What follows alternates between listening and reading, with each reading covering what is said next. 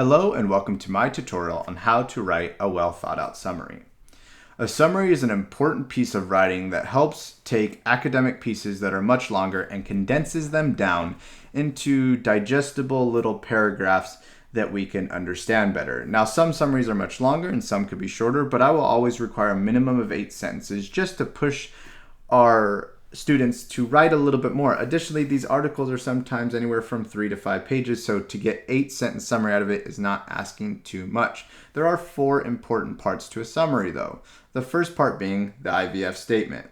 The second being the evidence from the actual article. The third being your explanation of that evidence. And the fourth being a conclusion statement or sentence. Now, an IVF statement is very important, but it's only the first sentence of the summary. But it does some very important things which we will talk about. Here's an example of an IVF statement. It's a very effective sentence that tells the reader exactly what your summary and the article is about in one part. Because the first part, which the I stands for introduce, this is where you tell the title and the author of the article, as seen in our example where we state What It Takes to Survive a Crisis by Ben Sherwood. If there is no author, then use the website or publisher's name instead, and always make sure to put the title in quotation marks for articles. You only ever underline a title if it's a book, but here, obviously in our example, it's underlined just to indicate where those are, so please make sure just to use quotation marks when we talk about articles. The second part, the V in IVF, stands for verb, which means to use a solid verb. A lot of times if we let students use any verb, they'll use some words like tells or shows, which are somewhat effective but a little bit more bland, and we aren't increasing the vocabulary, which we want to have many different ways to say the same things as we write, because we don't want to sound repetitive. So a lot of times we like to use verbs like educates, informs, or theorizes, especially depending on the purpose of this article, whether it's scientific, mathematic, or historical in nature. The F stands for finish the thought. This is where you give a short one-sentence summary of the main idea or thesis of the article, as seen in the example where it states the reader on what skills could help their chances of survival if ever faced with a life-changing or threatening challenge. This tells us that the article that was read in class is about that concept, and any evidence and explanation we provide throughout the summary should refer back to that. The second part of a summary is to use evidence from the actual article. This is the author's direct words, as you can see here in our example of evidence. It is important to always give credit to those authors, or it could be known as plagiarism, which is a very serious thing if done when taking someone else's words or work and showing it as your own. This could result in a 0 in middle school and high school for an assignment, and in college it can potentially get you kicked out if you try to take someone else's work and show it as your own in a class.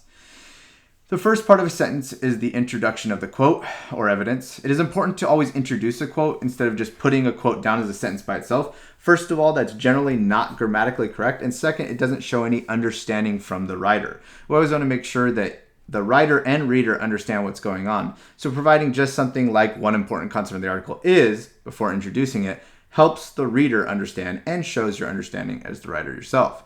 The second part is the author's direct words. Now, some of this isn't. The part of it is the quote in terms of our example, and the other part is who created that.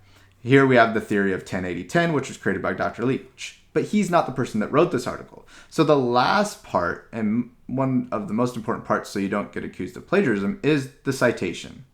A citation is used anytime you use information that is not your own words, whether it is a direct quote or not. Sometimes we paraphrase a whole paragraph from an article, but that's still someone else's words and someone else's thoughts and ideas that we need to give credit to. The citation will always consist of the author's last name and the page number it was found on, enclosed by parentheses. Citation comes right before the period of the sentence that is using evidence. A lot of times you'll have students and writers that try to put the citation right next to the quoted material, regardless if it's at the end or not.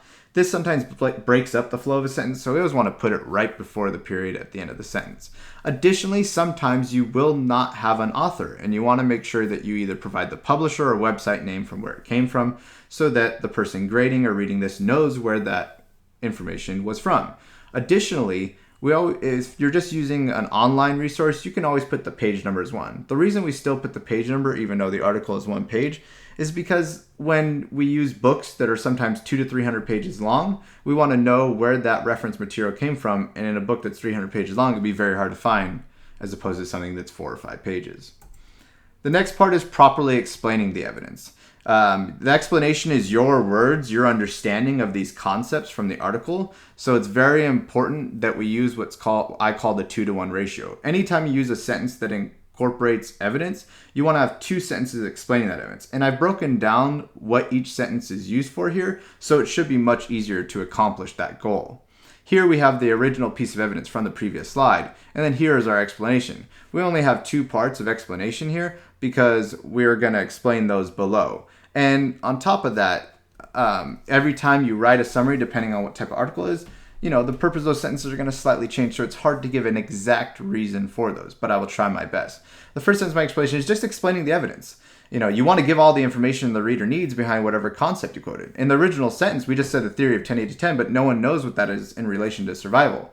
So here we kind of give a brief explanation of what each category is and what that means in relation to being in a potentially life-threatening scenario. The second part in blue is the connection between the evidence and the restated thesis. As we said, this article is supposed to educate the reader on what skills could help their chances of survival if ever faced with a life-changing or threatening challenge.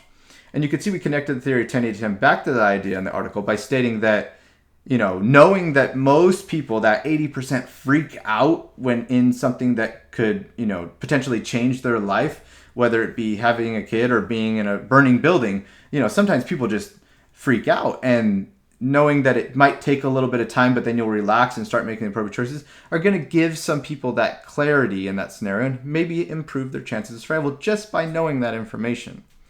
The last part of any summary is writing a proper conclusion sentence. A conclusion sentence is important because it's the end of your summary. It's basically, the way you write and basically restate the main idea or thesis from the IVF. Just to close it out and to reference that very important statement from the beginning to reiterate the point of the article in total.